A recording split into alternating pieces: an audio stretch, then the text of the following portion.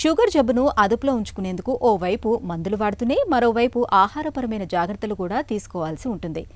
ఇందుకోసం మనలో చాలామంది జొన్న రొట్టెల్ని తినడాన్ని అలవాటు చేసుకుంటూ ఉంటారు. జొన్న రొట్టెలు తినటం వల్ల రక్తంలో గ్లూకోజు చక్కటి నియంత్రణలో ఉంటుందని నమ్ముతారు. మరి ఈ నమ్మకంలో నిజమెంత? జొన్న రొట్టెలతో నిజంగానే షుగర్ జబ్బు తగ్గుతుందా? ఆసక్తికరమైన ఈ నమ్మకం గురించి డాక్టర్ ఏం చెబుతారో ఇప్పుడు విందాం.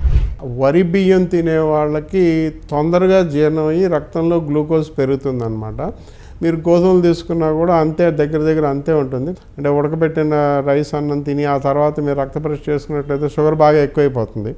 అదే మీరు జొన్నలు, రాగులు, సజ్జలు, అవిసెలు, తైదులు అలాంటివి వాటితో చేసినప్పుడు ఈ కొత్తగా వచ్చినటువంటి కినోవాలు, ఓట్స్ ఏం తిన్నా కూడా వెంటనే రక్తంలో గ్లూకోజ్ పెరగవు. కాబట్టి మీరు చూడడానికి అది అంతా కూడా చాలా బాగుంది, మనం ఇంత ఆహారం తీసుకున్నా కూడా రక్తంలో గ్లూకోజ్ పెరగలేదు అనుకుంటాం. కానీ అన్నిట్లో ఉండేటువంటి గ్లైసెమిక్ లోడ్ ఒకటే.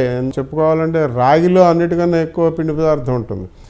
కాబట్టి గ్లైసెమిక్ లోడ్ అనేది అన్నీ ఒకటే. కాబట్టి మీకు వెంటనే జీర్ణం అయ్యేవి, వెంటనే జీర్ణం కానివి అనేటువంటి పదార్థాలుగా దాన్ని విభజించుకుని కొన్ని సందర్భాల్లో వెంటనే జీర్ణం కాని పదార్థాలు తీసుకోవచ్చు. కానీ ఏదైనా కూడా వాళ్ళ యొక్క అలవాట్లను బట్టి వాళ్ళ ప్రాంతాల్లో ఏం తిన్నారు, మీరు తేలిగ్గా జీర్ణమైనా కూడా మీకు అలవాటు ఉందా లేదా, మీరు అలవాటు లేని పదార్థాలను మాత్రం తినకూడదు. దానివల్ల చాలా కొత్త విషయాలన్నీ బయటపడుతున్నాయి. గట్ మైక్రోబయోమ్ దెబ్బతింటుంది. లీకీ గట్ సిండ్రోమ్ వస్తే రక్తంలోకి పెద్ద పరిమాణం ఉన్నటువంటి పదార్థాలు, ముఖ్యంగా కొవ్వు పదార్థాలు లోపలికి వెళ్ళిపోతాయి అన్నమాట. జీర్ణం కాకుండానే లివర్లోకి వెళ్ళిపోతున్నాయి, కాలేయంలోకి వెళ్ళిపోయి ఫ్యాటీ లివర్ అనే జబ్బు వస్తుంది.